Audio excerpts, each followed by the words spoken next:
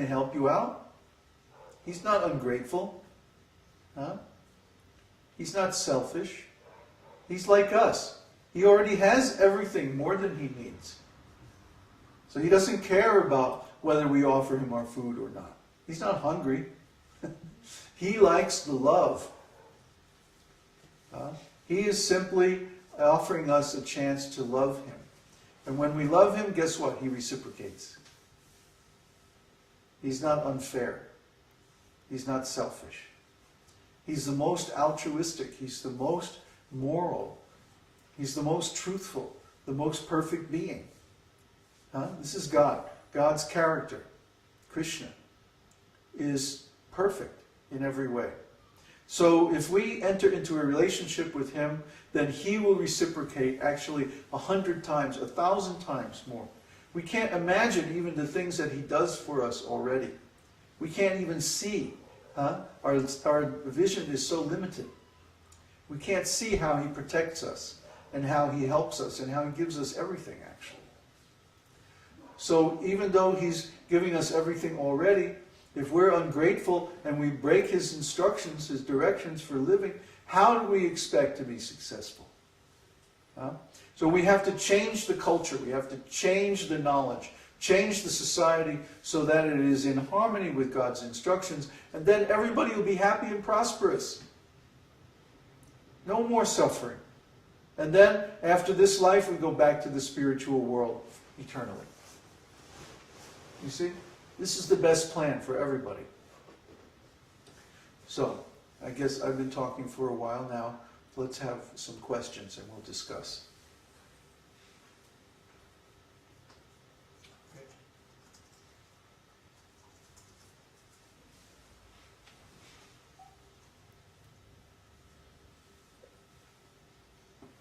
Luciano. How many people do you reckon it takes to run a farm?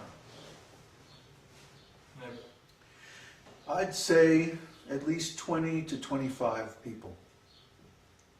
And they don't all have to be devotees. That could be some devotees and some students and some hired people from the local community and like that. The key is we need expert people. I've spent several years of my life living in the country on farms and stuff, but that just being there doesn't make me an expert.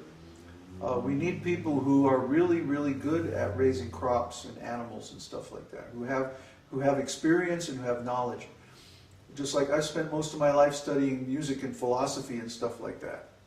But you can go and you can get degrees in agriculture. But we need somebody who really knows what they're doing. We can't just fake it. Especially if we have a big investment in a piece of property, or especially if we want it to be an example to show how to do this, how to create these communities. But we need to attract that expertise. And the best way to attract it, I think, is by hosting educational programs in sustainable agriculture. That will automatically attract people who have the interest, who have the background, who have the experience. So I'd say, yeah, at least 20 to 25. But that's a mix of people. Some devotees, some maybe non-devotees who have agricultural expertise, and some workers.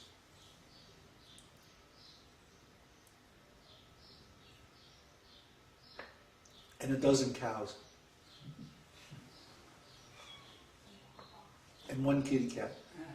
Are there farm communities that produce all their food needs? Or is it necessary to trade with other farm communities? It's pretty hard to grow everything you need in any one place. Generally, for example, for vegetables you need well-drained soil. But for rice, you need a paddy. Means a field that you can flood. So different crops demand different environmental conditions. It's always been that way. So, for example, in Bengal, the whole area is a river delta. So the water table is very high. It's very easy to grow rice and crops like soybeans, dal, and like that. But it's hard to grow vegetables because to grow vegetables you actually have to make a mound to keep the plant's roots up out of the water or they'll drown. You get too much water. So it depends on where you are.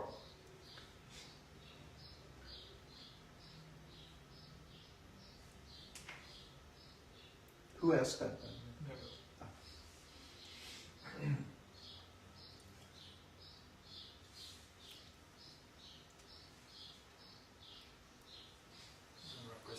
That's it? Luciana? When the planet is more under working, in which states would you sort of branch out to others? I don't quite follow.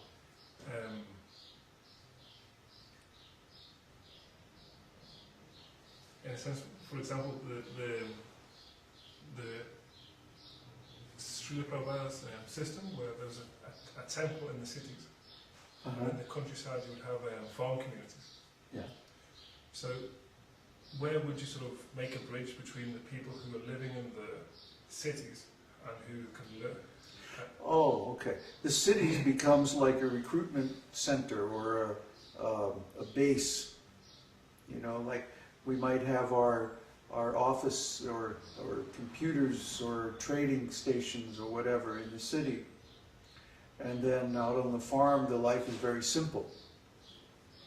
You know, I think it would be a good idea to separate those functions so that our life in the country is as authentically Vedic as possible. You know, computers and all of that kind of don't really go with the whole thing. Although one of the nicest communities I've ever stayed at was called Wind Spirit. It's in Arizona. They have a big orchard, and they're in a desert valley, but because there's water there under the surface, they pump up the water and they use drip irrigation, and they have a huge orchard. And they grow everything from citrus to olives, all kinds of trees. It's a very nice place. And they have one room with a satellite link, because they're in the middle of nowhere, and several computers linked to the internet, and that's what they do. They everybody gets time during the day to come in and work on the computers, and that's where I started my first esoteric teaching site, was from there. So actually, even though I was, 60 miles from the nearest town, so I'm really, really way out in the desert, I was able to do all that work, and it was actually a good environment because it was very peaceful. So, that might work. They might, but I think we would have to keep the technology kind of separate from the farming environment. Because they don't really mix, You're tracking mud into the computer room. It's sort of not very good for the equipment. Because farms are organic. They're muddy. They're dirty. There's animals around, and although cows are very clean in the sense that they purify the environment, they're cows. They're animals. So I want to have cows and horses and, sheep and all kinds of animals. I like animals a lot. Animals are very simple. They're not on trips. They don't have big egos, except for our cat. But anyway, when we were in Catemaco, it was really nice to have animals around. I really enjoyed having, you walk out you walk out your front door out onto the street, and most of the traffic is 4-footed. We had herds of cows going by and people going by on horseback. If you've seen any of our videos from Catemaco, you've seen this. It was really nice to be in that environment, and we'd like to be in that environment basically all the time. So that's where we're headed. Yeah, and so the city place can be like, it can be like a meeting point for people who are interested in this kind of lifestyle. It can be a recruitment center, it can be a fundraising center, it could be our office where we communicate with the rest of the world.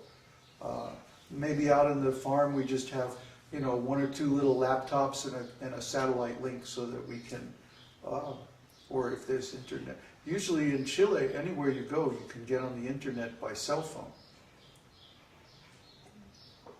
So that might be a consideration for our location. But, you know, satellite works too.